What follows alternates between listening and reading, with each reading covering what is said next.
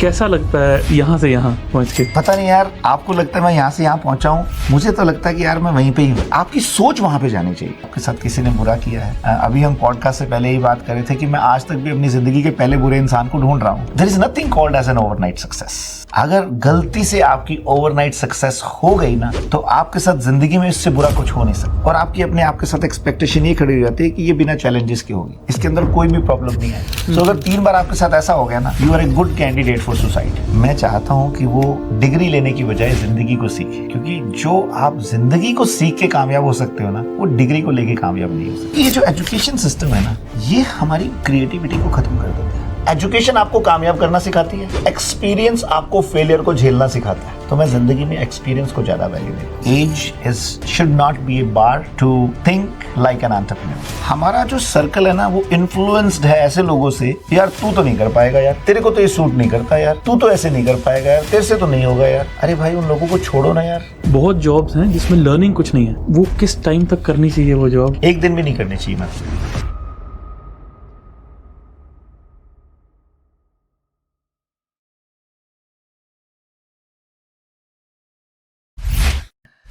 Sir, आपके कुछ podcast देखे पहले, और इससे पहले मैं आपको आपकी स्टोरी के बारे में बताऊं। लाइफ में कुछ डिसीजंस आप रिग्रेट भी करते हो, और कुछ डिसीजंस आपने अभी एक बात बोली कि लाइफ में अच्छे लोग मिलते रहे हमेशा। Right. What is that positive approach? बहुत ज्यादा नेगेटिविटी है ना सर अभी कनाडा में, आप भी देख रहे हो। B it a person on job, वो भी नेगेटिव में है। स्टूडेंट्स हैं, वो तो नेगेटिव में है ही। Be it their bank balance और देयर थॉट्स। सो ये पॉजिटिव अप्रोच कैसे?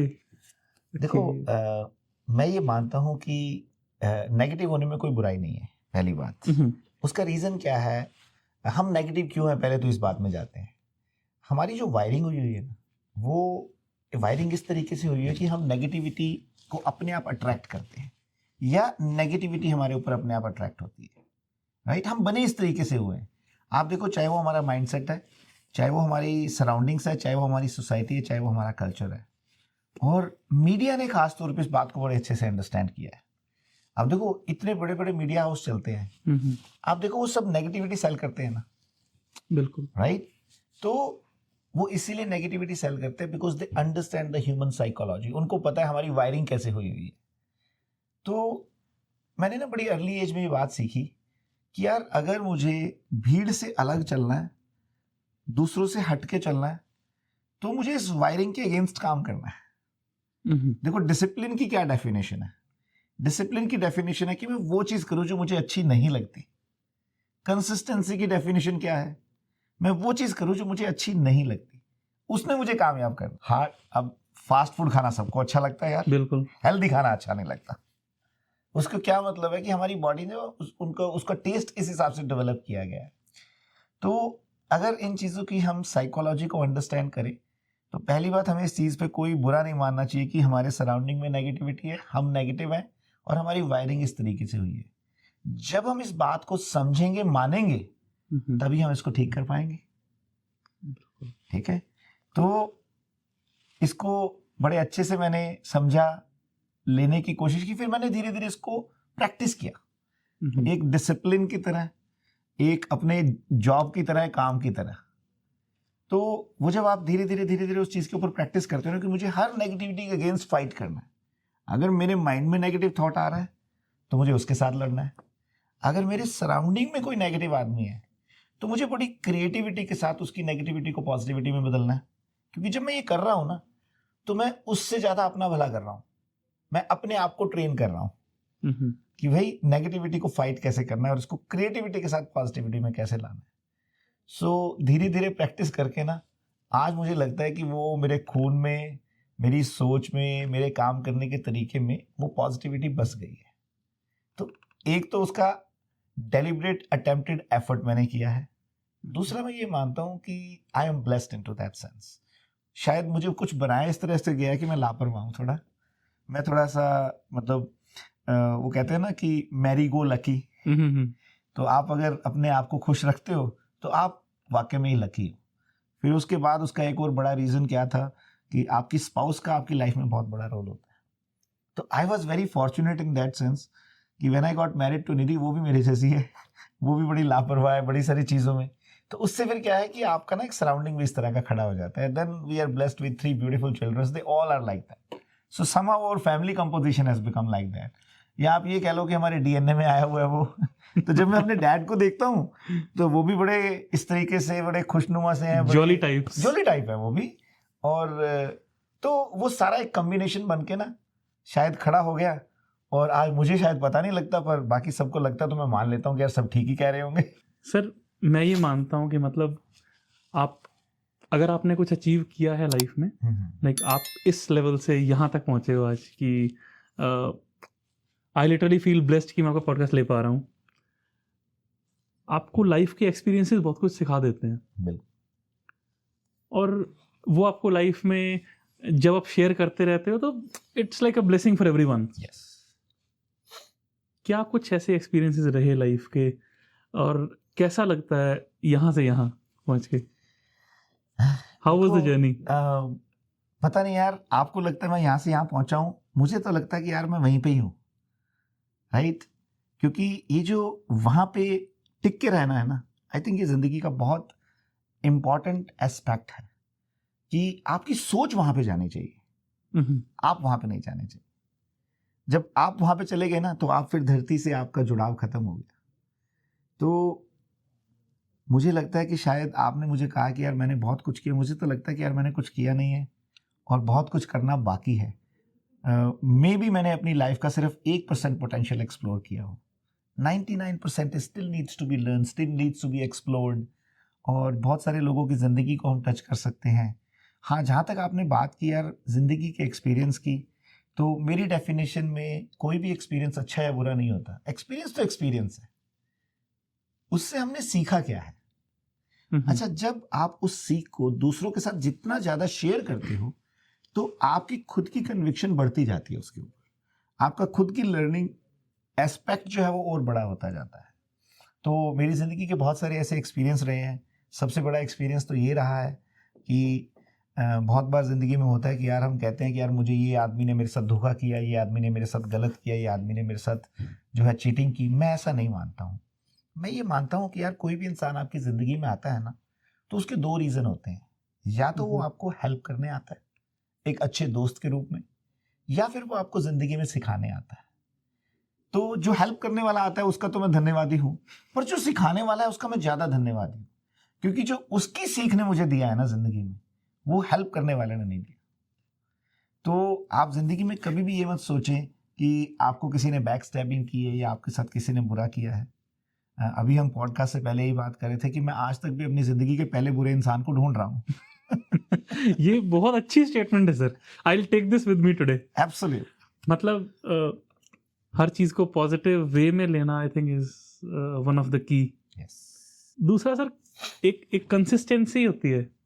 आप जो काम, वो कहते हैं ना कि पापा बोलते हैं मेरे कि आप एक जगह पे अगर हथौड़ा रेगुलर मार रहे हो तो वहां से कुछ होगा। बिल्कुल बिल्कुल। देखो, ऐसी कोई भी चीज़ है ना, अगर आपको ज़िंदगी में कुछ भी सीखना है, हमारा जितना भी साइंस इवॉल्व हुई है वो नेचर से इवॉल्व हुई है। अगर हवाई जहाज बना है तो वो पक्षी को देख के बना है। बिल्कुल। अगर बहुत सारी चीज़ें बनी हैं, आपका टेलीफोन बना है, तो वो सारी जो इंस्पिरेशन है वो नेचर से ली गई है।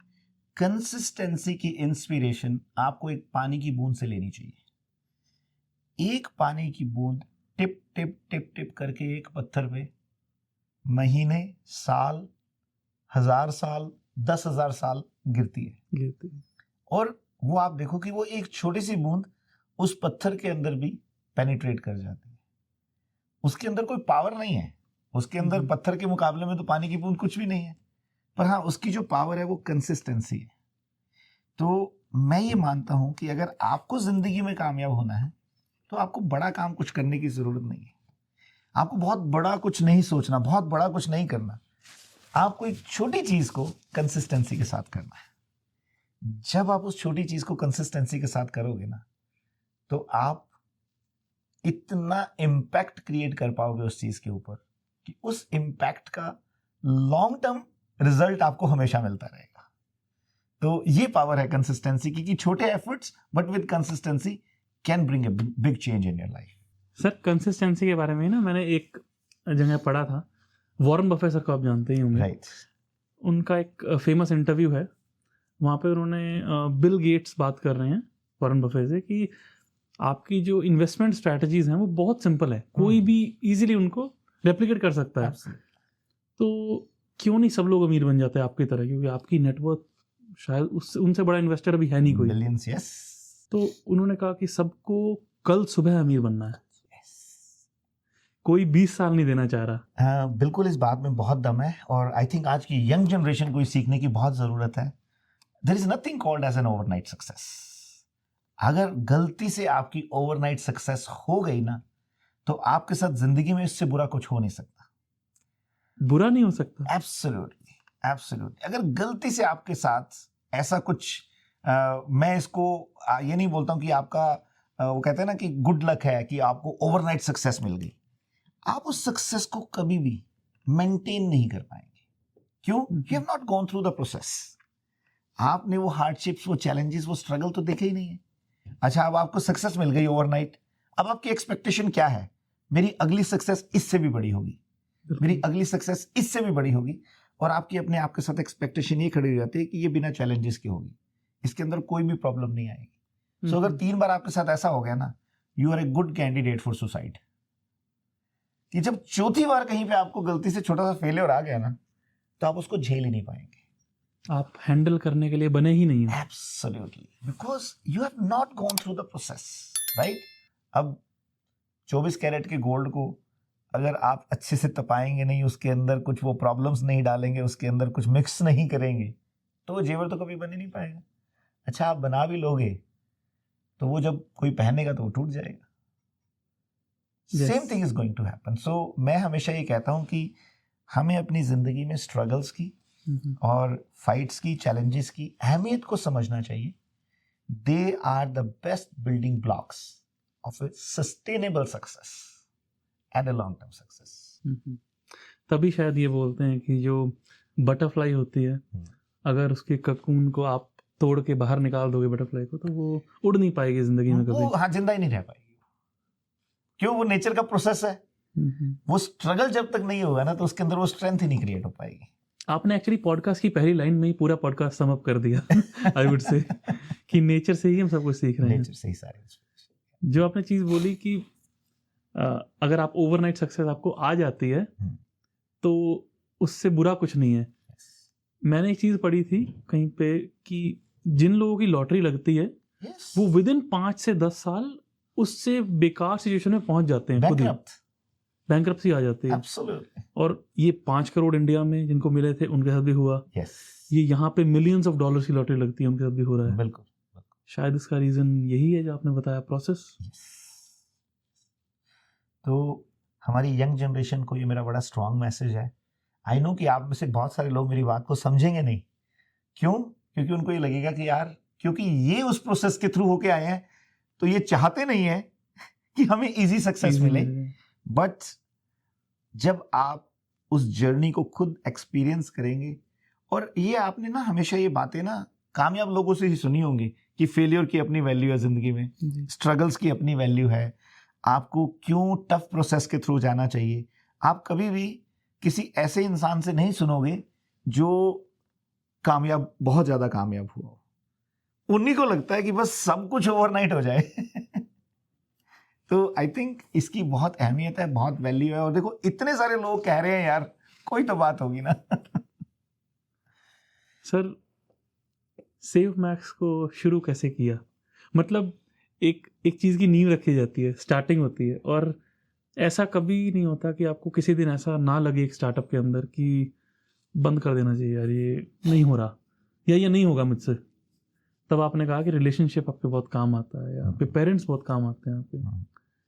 वो सेव मैक्स की स्टार्टिंग कहाँ से हुई और वो नींव कैसे रखी गई सेव मैक्स की, और वो दिन कौन सा था जब आपको ये लगा कि यार नहीं हो रहा, बंद कर देना चाहिए? देखो, मैं अगर सेव मैक्स की शुरुआत की बात करूं, हर चीज़ के पीछे ना कोई स्टोरी होती है, कोई ना कोई रीज़न होता है। इसके पीछे भी एक बहुत बड़ा रीज़न था और वो शायद रीजन क्या था, वो था मेरी ignorance. I was always a very ignorant person, और मैं बड़ा ना बिंदास था शुरू से ही. मेरे को ये होता था कि अच्छा यार, मुझे तो काम अपने तरीके से ही करना है, right. So when I started building up my real estate career, तो मेरा एक ही ड्रीम था यार, मुझे ना अच्छा करना है बस. तो पहले साल में it was an good overnight success. Second year में it was again an overnight success, क्योंकि पहले साल मैंने 50 डीलें की, दूसरे साल 90 डील्स की. तो मुझे ना काफ़ी चैलेंजेस, प्रॉब्लम्स आ रही थी जब मैं टीम को डेवलप करने लगता था. जो एग्जिस्टिंग सिस्टम्स थे, जो एग्जिस्टिंग रियल एस्टेट की ब्रोकरेजेस थी, वहाँ पे ये कॉन्सेप्ट ही नहीं थे नए नए. तो I was always getting a push back. तो मुझे हुआ कि यार, अगर मैं इस पुश बैक्स के साथ लड़ता रहूँगा तो मैं वो कर ही नहीं पाऊंगा जो मुझे करना है. So I was on a trip to India. जो मैं ब्रोकरेज में काम करता था, वहाँ पे काफ़ी कुछ चैलेंजेस आए when I was not here. तो मैंने वहीं पे डिसाइड कर लिया, मैंने कहा यार अब तो ना अपना ही कुछ करेंगे जाके. So when I came back, then I decided to open the Savemax. और मुझे एक्चुअल में नहीं पता था कि मैं क्या कर रहा हूँ. बाई चांस अगर मुझे पता होता ना मैं कौन सी प्रॉब्लम में जा रहा हूँ, तो शायद मैं खोलता नहीं. प्रॉब्लम में जा रहा हूँ और क्या यार. तो देखो, बिजनेस का नाम ही प्रॉब्लम है. हाँ, ये है बिल्कुल, राइट. कोई भी बिजनेस प्रॉब्लम से निकलता है. तो अच्छा है कि मुझे उस समय रिस्क नहीं पता था. आई was very ignorant, I was very बिंदास. और आज अगर मैं खुद उन डिसीजंस को सोचता हूँ ना, तो मैं सोचता हूँ कि यार अच्छा वो ले लिए थे. ये काफी जिगरा था शायद मैंने उस टाइम. यस, मैं मानता हूँ जिगरे से ज्यादा इग्नोरेंस होना बहुत जरूरी है, क्योंकि इग्नोरेंस से ही जिगरा बनता है. अगर आपको हर चीज की नॉलेज है ना, तो नॉलेज से बड़ा किलर तो कोई है ही नहीं यार. जिस इंसान को बहुत ज्यादा नॉलेज है, वो कहीं ना कहीं नौकरी कर रहा होता है. राइट. आपने सर डिग्रीज की जो इवैल्यूएशन है वही बदल दी. मैं चाहता ही नहीं हूँ कि मेरे बच्चे जो है डिग्री ले जाके, टू बी वेरी फ्रैंक, मैं चाहता हूँ कि वो डिग्री लेने की बजाय जिंदगी को सीखे. क्योंकि जो आप जिंदगी को सीख के कामयाब हो सकते हो ना, वो डिग्री को लेके कामयाब नहीं हो सकते. और मेरी पर्सनल बिलीफ ये है, हालांकि मुझे उसके लिए अपने घर में बड़ी बार फाइट करनी पड़ती है, अपने बच्चों को बड़ा समझाना पड़ता है. अभी 2 दिन पहले मैंने क्रिश के साथ यही डिस्कशन की है कि Krish, I don't want you to go to school. Then his logic was, why are you sending me in the school then? I said कि तू घर पे शैतानियां बहुत करता है यार, इसलिए भेज रहा हूँ. क्योंकि ये जो एजुकेशन सिस्टम है ना, ये हमारी क्रिएटिविटी को खत्म कर देता है. ये हमारे, जो आप कह लो कि हमारे अंदर की जो स्पिरिचुअलिटी है ना, उसको खत्म कर देता है. हमारे टैलेंट को खत्म कर देता है. ये हमें एक स्ट्रक्चर में बांध देता है और उससे बाहर कभी सोचने ही नहीं देता. तो I had a lot of discussion with my elder daughter Shreya, और मैं उसको बोलता हूँ कि I don't want you to be in the 95%. I want you to be in 60, 70, 80%. That's fine, but I want you to learn and understand life. ये बहुत ज़रूरी है. और मुझे बड़ा अच्छा लगा अभी जब उसकी she is into the business and management, तो उसने वहाँ पे उसका एक सब्जेक्ट था which was related to Hinduism and Buddhism. तो मैंने उसको पुश किया थोड़ा सा, तो उसने वो लिया and she is learning, she is enjoying it. Beautiful. See, this is the learning of life, right. तो ये जब चीजें हम लर्न करेंगे, अपने कल्चर को, अपने सिस्टम को और दुनिया को हम अंडरस्टैंड करेंगे ना, तो आपको लगेगा कि यार पढ़ाई की कोई वैल्यू नहीं है. And best part is fortunately we live in an era जहाँ पे सेल्फ स्टडी इतनी की जा सकती है. यूट्यूब चैनल्स हैं, सोशल मीडिया चैनल्स हैं, इतनी सारी बुक्स हैं, पॉडकास्ट्स हैं, हर जगह तो एक्सपीरियंस है यार. अब देखो, मैं ओशो को सुनता हूँ. ओशो ने अपनी जिंदगी में 1.5 लाख किताबें पढ़ी हैं. जब मैं उसको सुन रहा हूँ ना, तो वो 1.5 लाख किताबों का ज्ञान मेरे साथ शेयर कर रहा है. सोच के देखो आप, कितनी लर्निंग है उसके अंदर, राइट. तो ये जो चीजें हैं ना, अगर हम इंसान ये खुद समझ जाएं और अपने बच्चों को समझा लें, this world is gonna be an amazing place. तो ये लर्निंग का पर्सपेक्टिव खुला रहना चाहिए हमारा. अलग सोच है और अच्छी सोच है मेरे हिसाब से. बट सर, एजुकेशन और एक्सपीरियंस क्या क्या ज्यादा इस तराजू में क्या वो है, किस साइड ज्यादा है? मैं आपको बताता हूँ. टेक्निकली तो it should be very balanced. Okay. देखो, आपको मैं ये नहीं कह रहा कि आपको एजुकेशन जो है आपका माइंडसेट खोलती है, आपको एक पर्सपेक्टिव देती है, पर एक्सपीरियंस आपको जिंदगी सिखाता है. एक्सपीरियंस, एजुकेशन आपको कामयाब करना सिखाती है, एक्सपीरियंस आपको फेलियर को झेलना सिखाता है. कि फेलियर को कैसे हैंडल करना है। और जब- दोनों जरूरी हैं। दोनों जरूरी है, राइट। बट हाँ, अगर आप मेरा पर्सनल ओपिनियन मानोगे तो मैं जिंदगी में एक्सपीरियंस को ज्यादा वैल्यू देता हूँ। देखो, बहुत सारी एजुकेशन जो एक्सपेरिमेंट बेस्ड नहीं है ना, जो एक्सपीरियंस बेस्ड नहीं है, वो एजुकेशन नहीं है।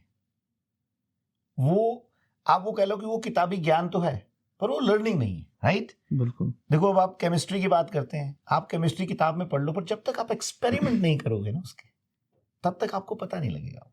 अब इसी तरह आप मैनेजमेंट की बात कर लेते हैं, मैनेजमेंट के कॉन्सेप्ट है, पर जब तक आप उसको रियल एटमॉस्फेयर, रियल मार्केट के अंदर जाके उनको इंप्लीमेंट नहीं करोगे तो उनकी क्या वैल्यू, आपको समझ ही नहीं आएगा कि क्या कॉन्सेप्ट। सर तो मैंने एक पॉडकास्ट किया था, I am sorry I am interrupting you. No worries. मैं एक चीज आपसे शेयर करता हूँ। उनसे मैंने ये पूछा था कि आप बिजनेस कोर्स पढ़ा रहे हो और आप उसके बाद ये कह रहे हो कि they will do a job, concept क्या है इसका? हाउ कैन यू इवन से कि हम आपकी जॉब लगवा देंगे बाद में? जब आप पढ़ा ही बिजनेस रहे हो, आप एटलीस्ट वहां पे उनको स्टार्टअप्स कैसे ओपन करने हैं वो समझाओ, कि how to handle the situation जो उनको मिल सकती है स्टार्टअप में आगे। बिल्कुल। और इसके लिए कोई एज नहीं है। जिस बच्चे के अंदर टैलेंट है वो 10 साल की, 5 साल की एज से भी शुरू कर सकता है। मैं इस चीज का फर्म बिलीवर हूं। Age should not be a bar to think like an entrepreneur. मैं कहता हूं, आप अगर कहीं पे काम जॉब भी कर रहे हो ना फॉर द टाइमिंग सीखने के लिए, तो आपका वर्किंग स्टाइल एक एंटरप्रेन्योर का ही होना चाहिए कि यार यहाँ पे मैं कैसे अपने आप को एज एन एंटरप्रेन्योर लर्न कर सकता हूँ, एस्टेब्लिश कर सकता हूँ, ताकि जब मैं रियल फील्ड में जाऊँ ना, जब मैं एंटरप्रेन्योर बनने के लिए जाऊँ, तो उस समय मुझे पता हो करना क्या है। So that is very very important. Sir एक क्रिटिकल क्वेश्चन है, सारे जो कनाडा में भी स्टूडेंट्स हैं, मैं उनके भी हाथ पे पूछता हूँ आपसे। बहुत जॉब्स हैं जिसमें लर्निंग कुछ नहीं है, ये मैंने पर्सनली देखा है। इतनी सारी जॉब्स चल रही हैं जो टीम में है। आई एम नॉट सेइंग कि कोई गलत है, बिल्कुल ठीक है, वो ज़रूरत है उस टाइम की, बिल्कुल।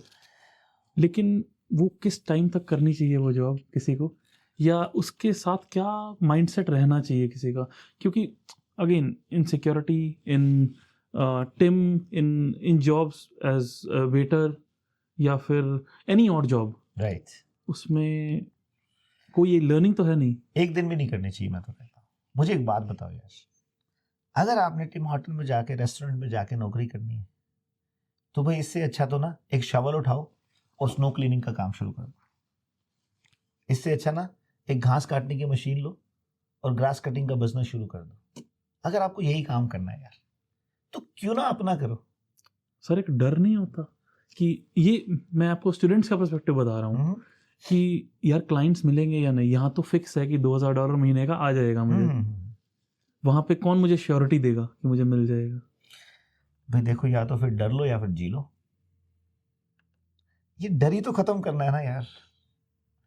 मुझे एक बात बताओ यार, 18 साल की उम्र में अगर आपके अंदर इतना कॉन्फिडेंस नहीं है, अगर आपको ये कन्विक्शन नहीं है कि आप 4 क्लाइंटों को ढूंढ सकते हो, तो फिर तो भाई आप टिम होटल में ही अच्छे हो, फिर तो आप रेस्टोरेंट में ही काम कर लो, फिर आप जिंदगी के ख्वाब देखना छोड़ो। कोई बुराई नहीं है इसके अंदर। Then don't dream to become big in your life. Tendulkar ना 16 साल की उम्र में वकार यूनिस की बॉल्स खेल रहा था, जहां पे आज के बच्चे ये डर रहे होते हैं कि यार अगर मेरे को टिम होटल में नौकरी नहीं मिली, मेरे को $1500 नहीं मिला, तो मैं भूखा मर जाऊंगा। भाई मंदिर गुरुद्वारे हैं यहाँ पे खाना खिलाने के लिए, भूखे तो नहीं मरोगे। कैनेडियन हिस्ट्री है, यहाँ पे आज तक भूख से कोई नहीं मरा, ओवर ईटिंग से लोग मरे। तो यार किस चीज का डर है? किस चीज ने आपको रोक के रखा होगा? आई थिंक अगर मैं एज स्टूडेंट आपसे पूछूं, तो कोई भी स्टूडेंट के बिहाफ पे पूछूं, तो फीस इकट्ठी करनी है उन्होंने, ये एक पर्सपेक्टिव हो सकता है। बिल्कुल ठीक है, बिल्कुल ठीक है। दूसरा मंथली सर्वाइवल, बिल्कुल ठीक है। काफी लोगों को इंडिया पैसे भेजने हैं। ये अगेन मैं आपको ये बता रहा हूँ कि ये क्या कमेंट आ सकता है। सो क्या पर्सपेक्टिव है इसके ऊपर आपका? यार मुझे एक बात बताओ, फीस इकट्ठी करनी है, आपको अपना मंथली सर्वाइवल चाहिए। ये आपने भी सुना होगा ना? हाँ बिल्कुल यार, we have gone through this. Yeah of course we have gone through this. जी। मैंने यार देखो, मैं जब यहाँ पे आया था, मेरे पास ऑप्शन थी जॉब करने की, मैंने नहीं की। मैंने लेदर की जैकेट उठाई, डोर टू डोर बेचने चला गया। मैं सिर्फ एक दिन जॉब करने जाता था वीकेंड पे। मैंने फ्ली मार्केट में एक दुकान ली, वहां पे वो लेदर की जैकेटें बेचता था मैं। अगर मैं कहीं घूमने जा रहा हूं तो मेरी कार के अंदर लेदर की जैकेट का बैग और ग्लव्स का बैग पड़ा होता था, राइट? और मैं अच्छे पैसे बना लेता था यार। और आज के टाइम में तो इतनी सारी अपॉर्चुनिटीज अवेलेबल है। आप देखो, आपके सामने यंग बच्चे हैं यार, 20-20, 22-22 साल के, जो आज के टाइम में ड्रॉप शिपिंग पे काम कर रहे हैं। हाँ जी। जो आज के टाइम में चाइना से सामान खरीदते हैं, कहीं और बेचते हैं। कितनी सारी अपॉर्चुनिटीज हैं। हमारे टाइम में तो अपॉर्चुनिटीज थी ही नहीं। अरे सोशल मीडिया इन्फ्लुएंसर देख लो यार, कितने पैसे बना रहे हैं। तो भाई आप इन लोगों की ओर क्यों नहीं सोचते हो? हाँ, हमारी प्रॉब्लम क्या है? हमारा जो एक फियर फैक्टर है, दूसरा हमारा जो सर्कल है ना, वो इन्फ्लुएंस्ड है ऐसे लोगों से, यार तू तो नहीं कर पाएगा यार, तेरे को तो ये सूट नहीं करता यार, तू तो ऐसे नहीं कर पाएगा यार, तेरे से तो नहीं होगा यार। अरे भाई उन लोगों को छोड़ो ना यार, राइट? हम पता नहीं किस चक्कर में पड़े यार, पार्टी करनी है। अरे कर लेंगे पार्टी यार, पहले कुछ कर तो लो।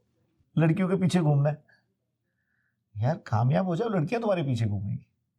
लड़कियों को लड़कों के पीछे जाना है, go and build up your career, go and do something. Fail भी होगे ना तो मजा तो आएगा ना यार। बिल्कुल, है ना? भूखे तो नहीं मरोगे ना। तो ये जो सब है ना, ये सब हमारे अंदर की जो हमारा, आप ये कह लो कि हमारे अपने आप के साथ हमारी ये जो फाइट है, जो मैंने आपको पहले बात की थी नेगेटिविटी की, हमें इसी चीज से तो लड़ना है यार। इस डर के साथ ही तो हमें लड़ाई करनी है। जो आदमी इस डर से बाहर निकल गया, तो अब देखो, आपने मेरे से क्वेश्चन पूछा कि यार आपको कभी ऐसा फील हुआ कि इसको क्विट कर दूं? रोज फील होता है यार क्विट कर दूं, पर रोज अपने साथ लड़के फिर आता हूं, स्माइल के साथ, कॉन्फिडेंस के साथ, एवरी डे।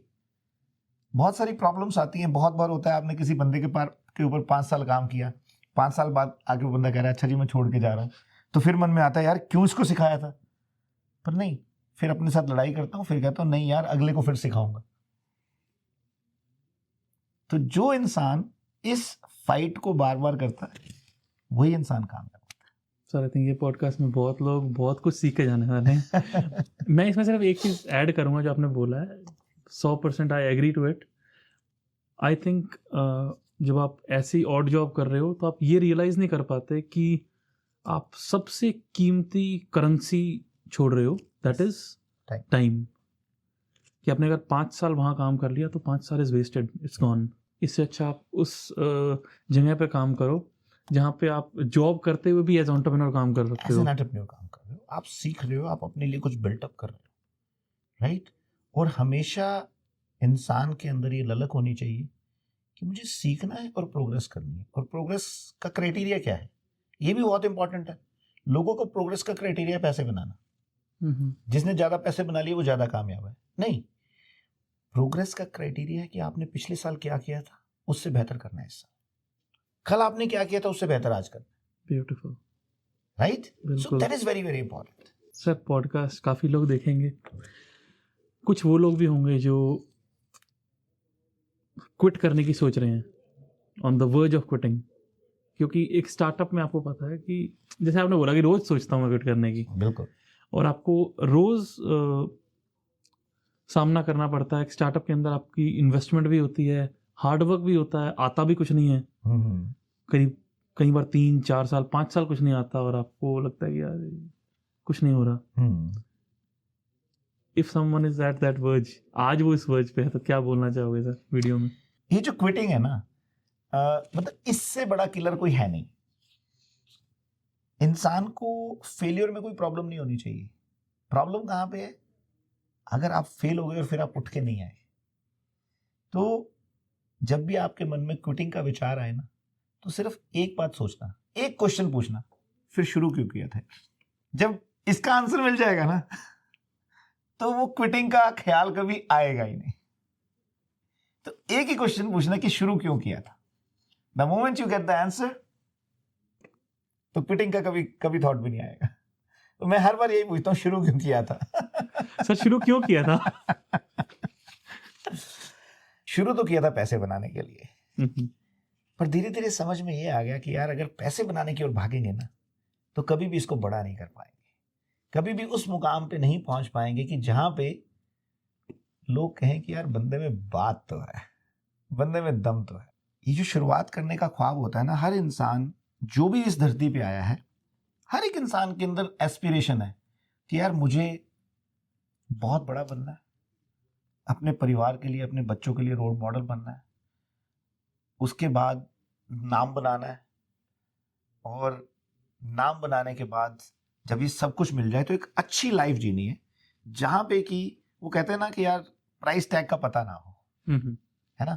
तो ऐसी मेरी भी बहुत सारी छोटी छोटी एस्पिरेशंस हैं, बहुत सारे छोटे छोटे ख्वाब हैं, और वो जैसे जैसे मैं आगे जाता जाता हूँ मैं उन ख्वाबों को बड़ा करता जाता हूँ। जैसे मैं आपको छोटी सी बात बताता हूँ, जब मैं कॉलेज में था ना, तो मेरा ख्वाब था कि यार 10,000 रुपये बनाने, है ना। तो उस समय मैंने एक सिस्टम बनाया हुआ था कि भाई मैं 1,000 रुपये का किसी के साथ हिसाब नहीं करूंगा। क्यों? 1,000 रुपये का हिसाब करने में मैं जितना टाइम लगा रहा हूं ना, उतने में मैं 2,000 बना लूंगा। फिर जब धीरे धीरे मैं जॉब में आया, तो फिर उस समय मैंने एक टारगेट रखा कि 10,000 का हिसाब नहीं करूंगा किसी के साथ। कभी यारों दोस्तों में बैठा है ना, तो 10,000 रुपये का खर्चा अगर मैंने कर दिया तो किसी से लूंगा नहीं, राइट। फिर उसके बाद धीरे धीरे लेवल इंक्रीज होता गया। फिर मैं कनाडा में आया, तो मैंने फिर यहाँ पे फिर $1,000 से शुरू किया, फिर $10,000 पे, फिर $1,00,000 पे लेके आया। फिर उसको लेके गया कि यार इतनी कैपेसिटी होनी चाहिए कि $1 मिलियन अगर इधर उधर है तो कोई टेंशन नहीं होनी चाहिए। सो ऐसे ना स्टेप बाय स्टेप करके आपको अपना रिस्क लेवल जो है इंक्रीज करना पड़ता है, आपको अपने आप को ट्रेन करना पड़ता है, आपको अपने माइंड को उस लेवल पे लेके जाना पड़ता है। मैं आपको बड़ी अच्छी एक इंसिडेंस शेयर करता हूँ कि जब मैंने सेव मैक्स शुरू की तो बिंदास थे, कोई डर नहीं, कोई परवाह नहीं, कोई कुछ नहीं। 5-6 साल के बाद ना बहुत सारी सक्सेस अचीव हो गई। अब ना डर लगने लग गया कि यार अगर मैं ये करूंगा तो ये खो जाएगा, ये करूंगा तो ये नुकसान हो सकता है। And you know I was fighting with my own self. मैं बड़ा यार परेशान, मेरे से डिसीजन लिए जाए क्यों? अब वो आपके पास खोने का डर है कुछ। ये जो खोने का डर है ना, ये इंसान की ना ब्यूटी को मार देता है, ये इंसान का ना जो टैलेंट है ना उसको खत्म कर देता है। यू वॉन्ट बिलीव, मैंने 9 महीने तक डेलिबरेटली इस तरह के डिसीजन लिए कि मुझे नुकसान हो, ताकि ना मैं अपने माइंड को, अपने आप को ट्रेन कर सकूं कि यार मैं ये नुकसान झेल सकता हूं, और आप उस डर से बाहर आ सकते, डर से बाहर आ सकता हूं। मैंने डेलिबरेटली वो डिसीजन लिए जहां पे मुझे लॉस हो। और 9 महीने के बाद when I came out of that, and then I went to one of my very close friend and said, Raman is back. ये वही रमन है जिसने सेव मैक्स शुरू की थी, और उसके बाद फिर जो हमने सेव मैक्स को दूसरे लेवल पे लेके गए ना, वो फिर अपने आप में एक हिस्ट्री ही है वो। तो ये हमारी बहुत बार अपने साथ फाइट होती है, और बहुत बार हमें उस फाइट से लड़ना पड़ता है, अपने आप से, अपनी सोच से लड़ना पड़ता है, अपने सराउंडिंग से लड़ना पड़ता है, अपने दोस्तों से लड़ना पड़ता है, अपने परिवार से लड़ना पड़ता है, अपनी टीम से लड़ना पड़ता है। फिर आप उस जंग को जब लड़ते हो ना और जीत के बाहर निकलते हो, तो फिर सब लोग आपको फॉलो करते हैं। सर आपने एक बात बोली कि इतने पैसे कमाना, या पैसा एंड गोल नहीं है, एंड गोल कुछ और है। तो वो जो एंड गोल है वहां पहुंचने का रास्ता क्या है? What are your 5 points? हाँ, या कुछ वहां पहुंचने का सबसे पहला रास्ता है पैसा। देखो, जब तक आपकी पैसे की भूख खत्म ना हो जाए ना, दबा के पैसे बनाओ यार। मैंने कभी भी नहीं कहा किसी को कि पैसे मत बनाओ, बट एक लेवल के बाद आके आपको अपनी सोच को चेंज करना पड़ता है, राइट। तब आपकी सोच क्या होनी चाहिए? आपके पैसे के साथ एक पर्पस जुड़ जाना चाहिए। जब तक आप वो पर्पस नहीं जोड़ोगे ना, तो आप वो लेवल ऑफ सक्सेस कभी भी अटेन नहीं कर पाओगे। पर हाँ, उसका सबसे पहला फैक्टर आपका पैसा होना चाहिए। No second thought about it, right. कि भाई मुझे ना पहले एक लेवल तक पैसे जरूर बनाने। अच्छा, अब आपने 5 चीजें पूछी, तो कामयाब होने के लिए जो 5 चीजें चाहिए ना, वो आपको बता देता हूँ। ये मेरी जिंदगी का एक्सपीरियंस है। आपने बहुत सारी जगह पॉडकास्ट में सुना होगा, आपको मेहनत चाहिए, आपको डिसिप्लिन चाहिए, आपको कंसिस्टेंसी चाहिए, आपको ये सब कुछ चाहिए। मैं आपको 5 मूल मंत्र दे देता हूं कामयाबी के। वो है blessings, blessings, blessings, blessings and blessings. इसके अलावा आपको कुछ भी नहीं चाहिए। जिंदगी में जिस इंसान को ब्लेसिंग्स की वैल्यू समझ में आ गई ना, वो फिर हार्ड वर्क भी करेगा, डिसिप्लिन्ड भी होगा, कंसिस्टेंसी भी होगी, रिस्क टेकर भी होगा, उसका एटीट्यूड भी पॉजिटिव होगा, और रिस्क मतलब वो टीम प्लेयर भी होगा। सब कुछ कर लेगा, वो सब कुछ कर लेगा। आपने बहुत सारे लोग देखे होंगे यार, उन सब के अंदर ये सारी क्वालिटीज हैं। आप देखो, एक बंदा है, जिम जाता है, बहुत बढ़िया बॉडी बिल्डिंग करता है, ये वो सब कुछ करता है, पर साला अमीर नहीं है। क्या उसके अंदर डिसिप्लिन नहीं है? क्या उसने हार्ड वर्क नहीं किया? सब कुछ किया यार उसने, फिर ऐसा क्या मिसिंग था उसके अंदर कि वो अमीर नहीं बन पाया? वो एक ही चीज मिसिंग थी, वो थी ब्लेसिंग्स। आप देखो शाहरुख खान से बहुत बड़े टैलेंटेड लोग इंडिया में बैठे हैं, बिल्कुल, है ना, जिनको शायद प्लेटफॉर्म भी मिला होगा। बहुत सारे एग्जाम्पल्स हैं हमारे पास हिस्ट्री के अंदर, अभिषेक बच्चन का, राइट, ऐसे बहुत सारे लोग हैं। पर यार फिर क्या फर्क था? ब्लेसिंग्स। सो गाइस, ये मेरी आपसे रिक्वेस्ट है कि जिंदगी में understand the value and power of blessings. वो सबसे बड़ा इंग्रेडिएंट है आपकी कामयाबी में, और उसी का रीजन है कि मैंने अपने घर का नाम आशीर्वाद रखा है। सर, आपने पहले मतलब 5 पॉइंट से पहले ही आपने बताया कि पैसा, that is the main thing. अब वो उसको कमाने के सोर्सेज, जॉब, बिजनेस, उसका भी आपने पहले ही आंसर कर दिया कि अगर मैं आज के टाइम में हूँ तो आई जस्ट डू एनीथिंग, पर जॉब तो नहीं करूँगा मैं, I just start anything of my own. तो क्या आप यही सजेस्ट करते हो सबको, जितने भी अभी हैं? जितने भी लोग हैं, मैं सबको यही सजेस्ट करता हूँ कि आपको देखो, आप एक चीज को अंडरस्टैंड करें। बहुत बार ना लोग उस कॉन्सेप्ट को ही नहीं समझ पाते। मैं ये नहीं कह रहा कि आप किसी के यहाँ पे काम कर रहे हैं। जॉब क्या है? जॉब इज नॉट समथिंग कि आपने कोई जॉब लेटर साइन किया और आप वहां पे काम। Job is a mindset. Job is not something कि आप किसी कंपनी में, it is a mindset. It is a mindset of 9 to 5। उसको मैं जॉब बोलता हूं। आप कहीं पे काम कर रहे हैं, किसी भी कंपनी में काम कर रहे हैं, आपका माइंडसेट एंटरप्रेन्योर का होना चाहिए। आप अगर ये सोच के जा रहे हैं भाई मैंने 9 बजे चेक इन किया, 5 बजे मैं चेकआउट करके आ गया, मुझे तो 8 घंटे लगाने हैं, ये जो दिमाग की सोच है ना, ये जॉब है। ये जो नौकरी का थॉट प्रोसेस है, ये जॉब है। अब यार एक बंदा है, वो एक कंपनी में काम कर रहा है, वो उस कंपनी में काम नहीं कर रहा, वो अपना कंट्रीब्यूशन डाल रहा है, वो सीख रहा है, वो अपनी वैल्यू खड़ी कर रहा है, वो मतलब काम करते करते एक सीईओ के लेवल पे जाके चला जाता है। बिल्कुल। क्यों चला जाता है? क्योंकि उसका जॉब माइंडसेट नहीं है, उसका एंटरप्रेन्योरियल माइंडसेट है। कोई कंपनी किसी को वैसे थोड़ी सीईओ बना देगी यार। इतनी बड़ी बड़ी कंपनीज हैं, they will bring those people. अब देखो, वो कोई $200 मिलियन की सैलरी ले रहा है, कोई $500 मिलियन की सैलरी ले रहा है, वो क्यों ले रहा है? क्यों? क्योंकि वो कभी भी, हाँ, वो जॉब में थे पर जॉब माइंडसेट में नहीं थे। तो मैं जब बात करता हूं जॉब की, मैं ये बात नहीं कर रहा कि 9 to 5 आप काम कर रहे हैं, आपका माइंडसेट 9 to 5 नहीं होना चाहिए। फिर देखो आप उसी काम में कहां के कहां निकल के जाते हो। क्यों? आपका माइंडसेट एंटरप्रेन्योरियल है, लर्निंग माइंडसेट है, लर्निंग माइंडसेट है, रिजल्ट ओरिएंटेड माइंडसेट है। आप 9 to 5 के अंदर स्टकअप नहीं है, आप नया कुछ सीखना चाहते हैं, आप वहां पे अपनी वैल्यू प्रूव कर रहे हैं। कोई आपको $10 दे रहा है ना, आप $100 का काम करके दें, ये एंटरप्रेन्योर माइंडसेट है। आप $100 का काम करके देंगे तो बड़े हंस के आपको $30 देगा। बिल्कुल, ठीक है। अब आपने देखे, आपने अपनी इनकम को 10 से 30 पे मल्टीप्लाई कर लिया। अभी जो बच्चे टिम हॉर्टन्स पे काम करते हैं या कुछ इस तरह के काम करते हैं, आप वहां पे भी बहुत सारे आगे निकल के जाते हैं, right. They come bring up the ideas to the owners, और वो पता लगता है कि 6 महीने में उसको सुपरवाइजर बना दिया, 2 साल बाद किसी ने उसको कहा यार तू एक फ्रेंचाइजी खोल ले, राइट। अपॉर्चुनिटी हम देंगे आपको, अपॉर्चुनिटी हम देंगे आपको। अब देखिए, मैं ढूंढता हूं अपनी टीम के अंदर ऐसे लोग जिनको मैं आगे लेके आ सकूं। क्यों? मुझे तो वर्ल्ड वाइड ग्रो करना है, मुझे तो ग्लोबल ऑर्गेनाइजेशन खड़ी करनी है।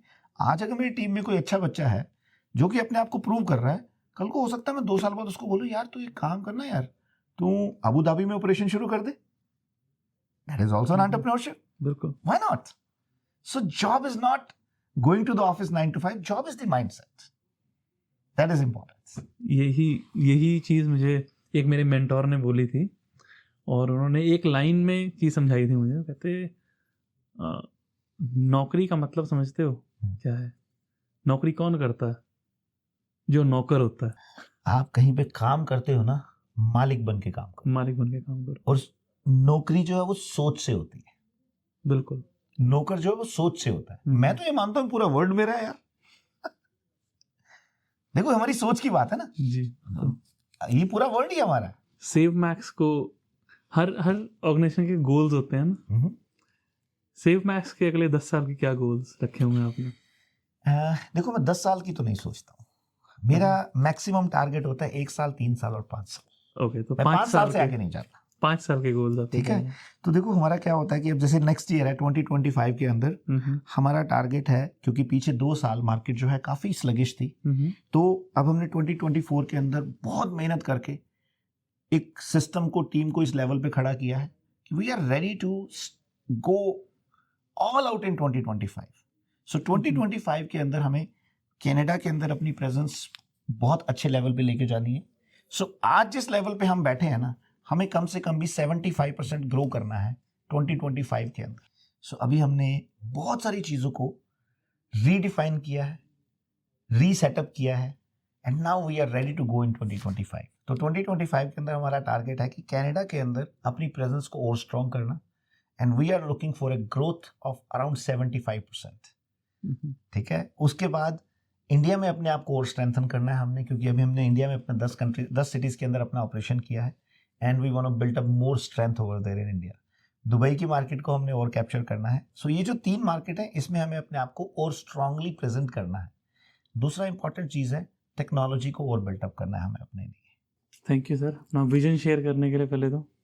और कुछ कॉन्सेप्ट्स हैं जो समझने हैं मुझे आपसे, और एक आपकी जो थ्योरीज अबाउट, जैसे आपने रिलेशनशिप्स के बारे में बताया, लाइफ में इम्पोर्टेंस कुछ जानेंगे। और एक चीज़ पता लगी थी मुझे जो अभी नहीं है कैनेडियन मार्केट में, पर आप दुबई में एक्सपैंड कर रहे हो, दुबई में काफ़ी चल रही है ये चीज़, it's called fractional property. Right, ये कॉन्सेप्ट क्या है? क्या ये लेजिटिमेट है कॉन्सेप्ट? क्या फ्रैक्शनल प्रॉपर्टीज़ में जाना चाहिए?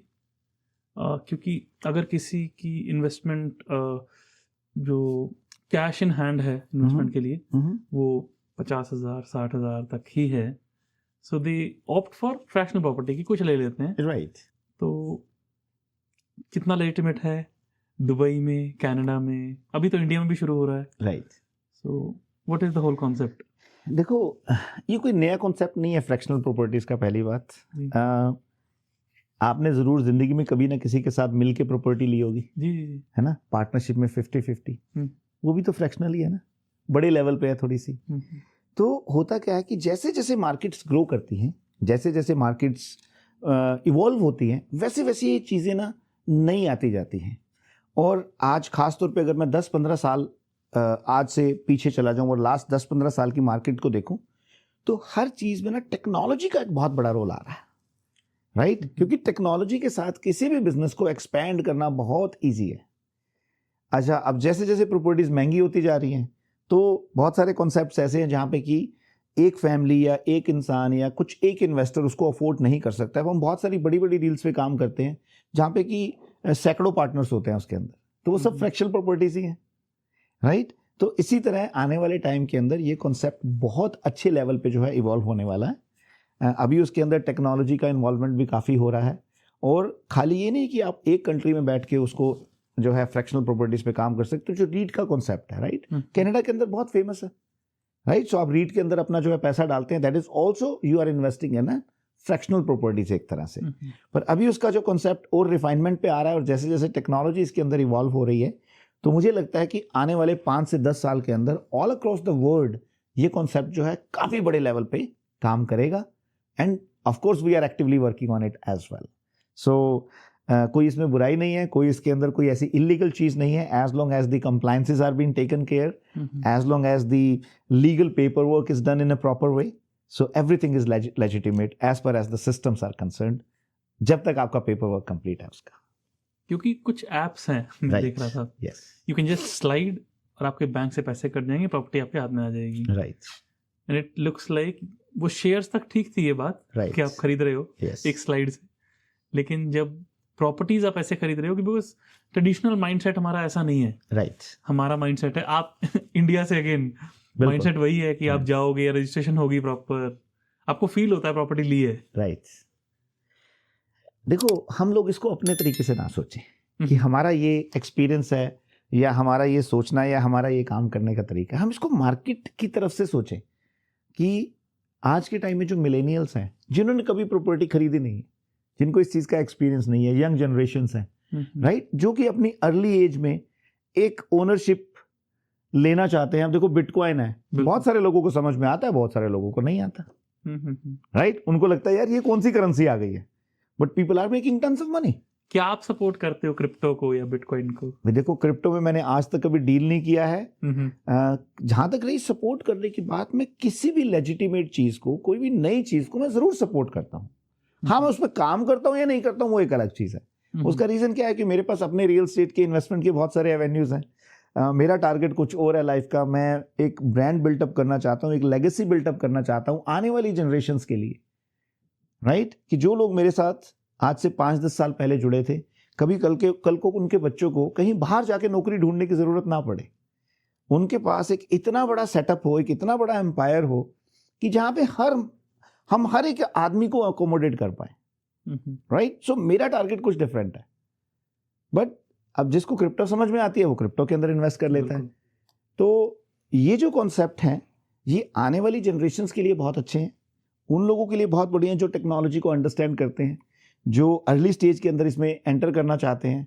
And you know of course बहुत सारी जगह पे सेटबैक भी लगता है। आप देखो क्रिप्टो में लोगों ने पैसा खोया भी बहुत है, बहुत खोया, बिल्कुल, राइट? रातों रात मल्टी बिलियनियर्स बने हैं और वही मल्टी बिलियनियर्स रातों रात बैंकरप्ट हो गए। क्या सेव मैक्स फ्रैक्शनल प्रॉपर्टी या ऐसे कोई कॉन्सेप्ट पे काम कर रहा है?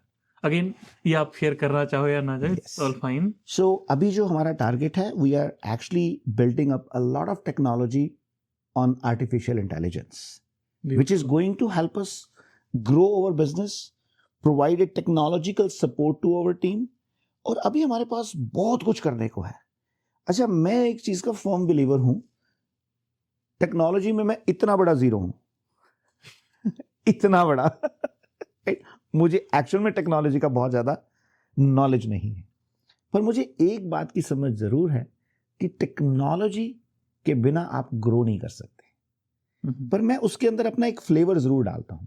मैं टेक्नोलॉजी को कभी खाली टेक्नोलॉजी की तरह डेवलप नहीं करता। मेरा कॉन्सेप्ट है technology should be with the human touch, कि टेक्नोलॉजी के अंदर, क्योंकि अगर उसके अंदर ह्यूमन टच नहीं है ना तो उसका वो फ्लेवर नहीं आएगा। आप देखो जो रियल एस्टेट का बिजनेस है, इसके अंदर हमेशा एक ह्यूमन टच की जरूरत है आपको, राइट? आप जब अपनी जिंदगी का सबसे बड़ा डिसीजन बना रहे हो, घर खरीद रहे हो, कोई रियल एस्टेट खरीद रहे हो, आपको वहां पे इमोशंस आपकी जुड़ी हुई हैं, चाहे वो आपके रहने के लिए घर है, चाहे वो आपकी इन्वेस्टमेंट के लिए घर है, पूरे परिवार का डिसीजन है ना, तो इमोशन जुड़ी हुई है। तो आपको चाहिए कोई ना कोई आदमी यार अपने साथ। हाँ, technology could be good enhancer, कि मैं आऊँ, मैं आपको ऐप पे सारा कुछ दिखाऊं, आपकी ट्रांजैक्शन जो है मैं ऑनलाइन कर दूं, आपका पेपर वर्क जो है हम ऑनलाइन से साइन वगैरह कर दें, पर आपको फिर भी मेरे से बात तो करनी है ना यार, क्योंकि आपके दिमाग में ऐसी बहुत सारी चीजें हैं जो कंप्यूटर आपको स्ट्रेट फॉरवर्ड जवाब दे सकता है, पर आपकी भावनाओं को तो नहीं समझ सकता ना। तो भावनाओं को जो समझने वाला काम है ना, वो बहुत ज़रूरी है, और ख़ास तौर पे रियल एस्टेट प्रोफेशन के अंदर। सो मेरा एक फर्म बिलीफ है कि technology can be an enhancer, but it should be with the human touch. एक और क्वेश्चन आपसे मैं पूछता हूँ। काफ़ी अलग अलग जगह अलग अलग चीज़ें लिखी हैं इस बारे में। आप कितनी प्रॉपर्टीज कनाडा में होल्ड करते हो? इसका प्रॉपर आंसर मुझे मिल नहीं पा रहा। यार प्रॉपर आंसर मेरे पास भी नहीं है। तो हम ऐसा करते हैं कि इस क्वेश्चन को ना स्किप कर देते हैं। देखो, नहीं, हमें स्किप नहीं करना चाहिए। आपने कोई भी क्वेश्चन पूछा है तो we have good holdings as far as the commercial real estate is concern, residential real estate is concern, तो काफ़ी अच्छा नंबर है। एंड और भी उसको बिल्टअप कर रहे हैं, और आने वाले टाइम के अंदर जो है मेरा ड्रीम है इस बात का कि हम और बहुत सारे लोगों तक इस चीज़ को पहुंचाएं कि कैसे आप अपनी ज़िंदगी का सबसे बड़ा डिसीजन एक अच्छी गाइडेंस के साथ ले सकते हैं। जब आपको अपना पहला घर खरीदना है, उसके बाद आपको एज एन इन्वेस्टर काम करना है। और मैं ये मानता हूँ कि रियल एस्टेट एक ऐसा जरिया है कि जिसके अंदर हर इंसान, उसका चाहे टैलेंट है चाहे नहीं है, वो मल्टी मिलियनर बन सकता है। इसके अलावा कोई और जरिया नहीं है रियल एस्टेट के अंदर। बिना आपके इंटेलिजेंस के, जस्ट आपके अंदर होल्डिंग कैपेसिटी होनी चाहिए। Without much risk anybody can be multi millionaire in this. वही वॉरेन बफे वाली सर वाली बात आ रही है। बिल्कुल। बट सर, इसका एक कॉन्ट्राडिक्टिंग स्टेटमेंट भी आता है काफी जगह से कि कनाडा के पास कोई स्कार्सिटी नहीं है घरों की या लैंड की बहुत है, तो ये डिमांड में क्यों आएगा? देखो कनाडा के पास लैंड बहुत है पर रहने के लिए घर बहुत नहीं है। We are running short of 1 million homes right now. अच्छा, अब डिमांड में क्यों आएगा इसकी भी बात कर लेते हैं। देखो आजकल एक बड़ा मुद्दा चल रहा है जी, इमिग्रेशन कम कर दिया, जी है ना। बड़े सारे लोग, अरे क्या कम कर दिया? आज 2018-19 का नंबर उठा के देखो, उस समय 1.5 से 2 लाख इमिग्रेंट आता था, अभी उसको 5 लाख पे ले गए, which was very high. 5 lakh से 3,80,000 पे ले आए। हाँ, 5 लाख से नीचे किया है, पर यार अगर 2018-19 की मैं बात करता हूं तो डबल इमिग्रेशन तो अभी भी हो रहा है। आप देखो, हम 1 मिलियन घरों से तो ऑलरेडी शॉर्ट है, उसके बाद आप 3,80,000 इमिग्रेंट्स को फिर लेके आ रहे हो हर साल यहाँ पे, उनके लिए भी घर चाहिए। ऊपर से कनाडा का जो सिस्टम है ना, अप्रूवल सिस्टम है, वो बहुत डिलेड है, रेड टेपिज्म बहुत है यहाँ पे, राइट। तो वो चीजों को और होल्ड अप कर लेता है। तो डिमांड तो बनी रहनी है, डिमांड के अंदर कोई कमी नहीं आने वाली। ऐसा कोई इमिग्रेशन कम नहीं है वहां 5 लाख से 3,80,000 जरूर आया है, पर 1,90,000 से 3,80,000 भी हुआ है भाई। So be rest assured about it, there is a lot of demand for real estate in Canada. Sir, pre construction या ऑलरेडी मेड होम्स? डिपेंड करता है आपकी सिचुएशन क्या है। अगर आपको अपने रहने के लिए घर चाहिए, पहला घर चाहिए, I would strongly recommend you to buy a resale home. Don't buy something with a lot of maintenance, buy a free hold town house और अ सेमी डिटैच। अगर आपके पास राइट अवे कैश फ्लो है तो आपको resale में invest करना चाहिए। हाँ, अगर आपके पास बहुत सारे पैसे नहीं हैं और आपके पास पैसे 2-3 साल में आ सकते हैं, then you can take a leverage of time and money, right. तो वहां पे मैं आपको प्री कंस्ट्रक्शन रिकमेंड करता हूं, पर मैं हर आदमी को प्री कंस्ट्रक्शन रिकमेंड नहीं करता। इसी तरह से दुबई की बात आती है, किसी कनाडा में इन्वेस्ट करें या दुबई में इन्वेस्ट करें। मैं बोलता हूं अगर आपके पास कनाडा में रहने के लिए घर नहीं है ना, तो आपको दुबई के बारे में सोचना भी नहीं चाहिए। आपके पास अगर कनाडा में अपनी 2-3 प्रॉपर्टीज नहीं है ना, तो आपको दुबई के बारे में सोचना भी नहीं चाहिए। आपका अगर कोई ऑब्जेक्टिव है कि आपको 5-10 साल के बाद जाके दुबई में रहना है, तब आप सोचें। हाँ, आपके पास कनाडा के अंदर अपना पोर्टफोलियो है, तब आप दुबई के अंदर इन्वेस्ट करें। क्यों? आपको डाइवर्सिफाई करना है, right. So it all depends upon situation to situation, there is no hard and fast rule, और इसका कोई भी एक आंसर नहीं है मेरे पास। आंसर पोर्टफोलियो का मतलब पेड ऑफ घरों की बात कर रहे हैं हम, या फिर रनिंग मॉर्गेजेस? देखो, मैं ये मानता हूं कनाडा के अंदर, सॉरी टू से, पेड ऑफ घर रखना सबसे बड़ा पाप है। वो मेरे हिसाब से पाप है वो। Okay. मैं बेवकूफी नहीं बोलता, उसको पाप बोलता हूं। उसका सिंपल सा रीजन क्या है यार, ये तो मैथमेटिक्स की बात है ना, कि अगर आपको यार 4-5% पे पैसा मिल रहा है और आपको 20% रिटर्न आ रहा है उसके ऊपर, तो इसके अंदर तो कोई मुझे सिखाने वाली बात है ही नहीं। 20% कैसे? देखो, कनाडा के अंदर अगर आपने कोई भी प्रॉपर्टी बाय की है विद 20% डाउन पेमेंट, कनाडा के अंदर 3% इन्फ्लेशन ऑन एन एवरेज चलता है जी, right. So technically after 1 year आपकी property just because of inflation 3% तो उसका प्राइस बढ़ने ही वाला है। बिल्कुल। आपने डाउन पेमेंट की है 20%, सो आपने 1 मिलियन के घर के ऊपर $2 लाख की डाउन पेमेंट की है, और आपका घर 3% बढ़ गया है, तो 1,30,000 का, 1,30,000 का आपका घर हो गया। आपकी इन्वेस्टमेंट थी 2 लाख, आपको 30,000 का प्रॉफिट आ गया, तो कितना परसेंट प्रॉफिट हुआ? 15%। आपने इंटरेस्ट कितना दिया? 4%। सिंपल सी लॉजिक है यार। मैं तो सिर्फ इन्फ्लेशन की बात की, अभी मैंने एप्रिसिएशन की बात नहीं की। जबकि कनाडा के अंदर ऑन एन एवरेज 4 से 5% प्रॉपर्टी का एप्रिसिएशन भी है। तो ये 20% का नंबर तो मैंने बहुत सेफ साइड पे दिया है आपको। अब फ्यूचर क्या देख रहे हैं रियल एस्टेट का कनाडा में? देखिए, अभी जो मार्केट में लास्ट 2 साल या 2.5 साल स्लम्प आया है, उसका रीजन मार्केट के फंडामेंटल्स में कोई प्रॉब्लम नहीं थी। उसका सबसे बड़ा रीजन क्या था? 2021 की मार्केट। उस समय जो क्रेजीनेस हुई थी ना, वो क्रेजीनेस ने लोगों को तंग किया। गवर्नमेंट ने भी खुल के कैश बांटा, जिससे कि इकोनॉमी के अंदर कुछ चैलेंजेस आके खड़े हो गए। देखो, प्रॉब्लम आज भी कुछ नहीं है। आज भी 2 ही चीजों के ऊपर रियल एस्टेट मार्केट बैकफुट पे है। वो है एक कंज्यूमर का सेंटीमेंट नेगेटिव हुआ है। कैश फ्लो की कोई कमी नहीं है मार्केट के अंदर, एक कंज्यूमर का सेंटीमेंट नेगेटिव हुआ, और दूसरा मार्केट के अंदर ओवर सप्लाई है। सर, एक तरफ तो आप कह रहे हैं कि 1 मिलियन घर कम है, राइट। एक तरफ हम बात कर रहे हैं कि ओवर सप्लाई है। यस। देखो, जो $1 मिलियन घर कम है, वो आपका एक ब्रॉडर पर्सपेक्टिव है कि जितने लोग हैं उसके हिसाब से अभी 1 मिलियन घरों की शॉर्टेज है। अच्छा। अब जो मैं ओवर सप्लाई की बात कर रहा हूं, तो वो क्या है कि आज अगर मार्केट में 500 घरों की सेल हो रही है, तो मार्केट में 1500 घर। अच्छा। 3 महीने की इन्वेंट्री पड़ी है, मुझे सप्लाई शब्द इस्तेमाल नहीं करना चाहिए था, मुझे इन्वेंट्री बोलना चाहिए था। पर देखो आज भी रेंटल के लिए लाइन लगी हुई है, बिल्कुल राइट? जिस दिन यहाँ पे रेंटल के लिए डिमांड खत्म हो जाएगी ना, उस दिन मैं मानूंगा कि हाँ यार अब यहाँ पे घरों की रिक्वायरमेंट नहीं है। सो रेंटल के लिए डिमांड है पर लोग बाय नहीं कर पा रहे। उसका रीजन क्या हो सकता है? हो सकता है कि मॉर्गेज के रेट हाई हैं और वो क्वालिफाई ना कर पा रहे हो सकता है कि यार उनके पास एनफ डाउन पेमेंट ना हो सकता है उनका सेंटीमेंट नेगेटिव हो। तो ये अलग अलग फैक्टर्स है जो मार्केट के अंदर अपना रोल प्ले करते हैं, और टाइम टू टाइम कोई फैक्टर ऊपर हो जाता है, कोई नीचे हो जाता है, तो उससे मार्केट जो है ड्राइव होती है। पर ये जो 2-3 साल है, इसमें सबसे बड़ा रीजन था कि मार्केट में सेंटीमेंट नेगेटिव बिल्टअप हुआ था because of the rate of interest. एक सर, चाहे वो एंटरप्रेन्योरशिप हो, कुछ स्टार्ट करना हो, किसी जॉब में कुछ नया करना हो, जॉब छोड़ के कुछ नया करना हो, या फिर नया घर बाय करना हो, एक गट फीलिंग जो शब्द है वो हम सुनते रहते हैं हर बार, बिल्कुल, कि पता नहीं मुझे कुछ नेगेटिव था या पॉजिटिव था, पर गट फीलिंग थी मेरी। राइट। कितना अपनी गट फीलिंग के साथ जाना चाहिए? 200%। देखो, चाहे आप उसको अंतरात्मा की आवाज बोलो, आप उसको अपनी इनर इंस्टिंक्ट बोलो, या आप उसको गट फीलिंग बोलो, जो मर्जी आप शब्द इस्तेमाल कर लो, मेरे हिसाब से मैं आपको एक छोटा सा फॉर्मूला देता हूं उसका।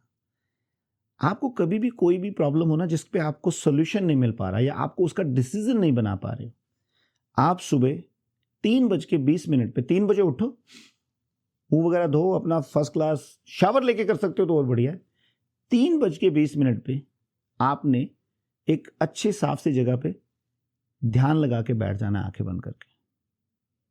आपको 3:40 से पहले आपको सॉल्यूशन मिल जाएगा। आपको जो सॉल्यूशन मिले ना, आप उसके ऊपर काम करें। आप जिंदगी में कभी फेल हो जाए तो मुझे बता दीजिएगा, पर आपको करना इसी तरीके से जैसे मैंने बताया, राइट? सो देखिए, बहुत सारी चीजों के ना सेट पैटर्न्स होते हैं, काम करने के तरीके होते हैं, and this is what I do. मैंने अपनी जिंदगी के मेजॉरिटी डिसीजन शायद इसी तरीके से लिए, और बहुत बड़े बड़े डिसीजंस लिए, and it worked for me. So कोई चीज अगर मेरे लिए काम की है तो मैं चाहता हूं कि मैं आप लोगों के साथ शेयर करूं, आप उसको अपनी लाइफ में इंप्लीमेंट करें और अपने एक्सपीरियंस मेरे साथ शेयर करें।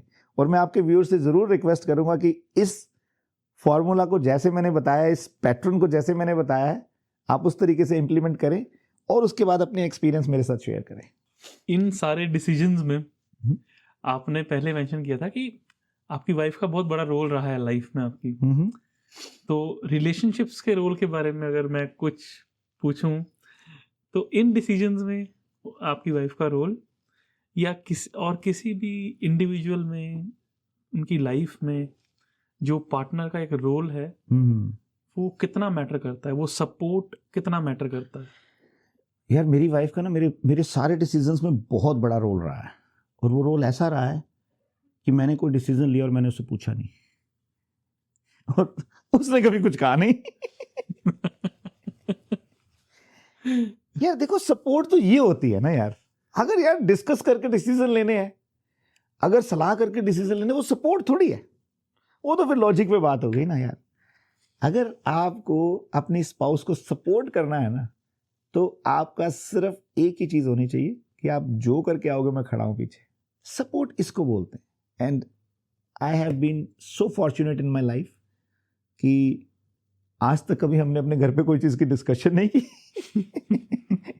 मैंने कभी बताया नहीं, उसने कभी पूछा नहीं। बहुत अच्छा चल रहा है। एक्चुअली ना पूछने और ना बताने में ही बहुत कुछ बता दिया आपने लोगों को। देखो, इसमें मैसेज बहुत बड़ा था, मैं वही कह रहा हूँ, शायद उसमें ही बहुत कुछ बता दिया आपने लोगों को। मैंने आपको सपोर्ट की डेफिनेशन बताई, और यही ब्लेसिंग्स होती हैं, और इसी को जिंदगी का जुआ बोलते हैं। Sir, it has been one of the best conversations I had with the guest. Thank you so much, आपने इतना टाइम दिया। और बिल्कुल एक पॉडकास्ट और हमारा शेड्यूल है, बहुत जल्दी करेंगे, एंड आई थिंक व्यूअर्स भी वेट करेंगे नेक्स्ट पॉडकास्ट का भी। For sure. Thank you very much for giving your time. बहुत अच्छा लगा बात करके। It was a blessing for me to have a Really- seat with you. Thank you very really much. Appreciate आपके सारे दर्शकों को मेरी तरफ से प्यार भरी सत श्री अकाल, नमस्कार और आदाब अर्ज है। आप नितिन जी के साथ जुड़िए, इनके पॉडकास्ट देखिए, कमेंट कीजिए और देखिए आपके पास कितना अच्छा अच्छा कंटेंट लेके आते हैं। And I love you all. Sir, एक लास्ट मैसेज व्यूअर्स के लिए, लाइफ के बारे में, जो आपने बिजनेस एंटरप्रेन्योर जर्नी के बारे में बात की, उसके बारे में मैंने आपको शुरुआत में बोला था कि एक वो इंसान जो अपनी लाइफ में अब हारने की मोड़ पे खड़ा है and he is watching the podcast, what is the message? देखिए, आप जिंदगी में कभी भी इस मोड़ पे पहुंचे ही नहीं कि कभी आपको ये लगे कि आप हार रहे हैं। जहाँ पे आपको ये लगे कि गिव अप करना है, वहाँ पे बस एक बार ऊपर देखें, खड़े हो जाएं और एक और कोशिश, शायद वो एक आखिरी कोशिश ही चाहिए आपको कामयाब करने के लिए। तो मैं आपसे ये ज़रूर आपको अपनी ज़िंदगी का तजुर्बा शेयर करूँगा कि वो आखिरी कोशिश ना छोड़ना नहीं कभी भी, और वो आखिरी कोशिश ही आपको अपनी मंजिल पे पहुंचाएगी। Thank you. और स्टूडेंट्स को क्या कहना चाहोगे सर, कनाडा में जो हैं, जो इस समय जॉब्स की सिचुएशन मान लो कुछ भी, they are going through a tough phase in Right. Canada? देखिए, स्टूडेंट्स के लिए मेरा एक बड़ा क्लियर मैसेज है कि आप जब इस कंट्री में आए हैं ना, तो आप ये समझें कि ये दुनिया का सबसे खूबसूरत कंट्री है। ये कंट्री आपको सब कुछ देगा, पर आपको सिर्फ एक ही चीज़ करनी है। आपने जो चीज़ वहाँ पे सीखी है ना, उसको यहाँ नहीं लेके आए।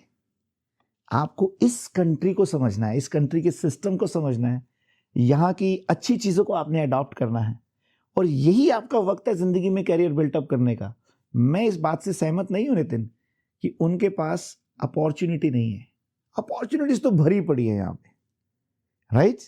और इसी चीज़ को ध्यान में रखते हुए, इस गाइडेंस को, इस चीज़ को ध्यान में रखते हुए हमने एक बहुत अच्छा इनिशिएटिव लिया है। हम एक सेवमैक्स यंग एंटरप्रेन्योर का कॉन्सेप्ट लेके आ रहे हैं, जी, जिसके अंदर कि हम स्टूडेंट्स को, यंगस्टर्स को एनकरेज करने वाले हैं, उनको गाइड करने वाले हैं, उनको फंडिंग करने वाले हैं उनके बिजनेस आइडियाज के ऊपर। so SaveMax will be funding their business idea basically. Absolutely. So we are bringing a concept of SaveMax Young Entrepreneurs. उसके लिए आप हमारी वेबसाइट के थ्रू, जसप्रीत जी के थ्रू आप हमारे साथ कनेक्ट हो, और जनवरी 10 को हमने उसका एक लॉन्च इवेंट रखा है। मैं चाहता हूं कि तब तक हज़ारों स्टूडेंट्स, हज़ारों यंगस्टर्स हमारे साथ जुड़ें, बिल्कुल, ताकि हम मिलजुल के यहाँ पे इस कंट्री के अंदर ये मैसेज दे सकें कि हम यहाँ की इकोनॉमी के अंदर, यहाँ के सिस्टम के अंदर, यहाँ की सोसाइटी के अंदर पॉजिटिव कंट्रीब्यूट करने आए हैं। so और आई थिंक यही हमारा ऑब्जेक्टिव होना चाहिए। Beautiful. So for the viewers मैं बता दूं कि अगला हमारा पॉडकास्ट एक्चुअली इसी कॉन्सेप्ट पे शेड्यूल्ड है। वंडरफुल। जो आपका समिट है SaveMax यंग एंटरप्रेन्योर्स, उस पे ही बेस्ड है, और नेक्स्ट पॉडकास्ट में इस पूरे इवेंट के बारे में बात करेंगे, ये पूरा कॉन्सेप्ट क्या है इसके बारे में बात करेंगे। Again thank you very much for being with us. Thank you.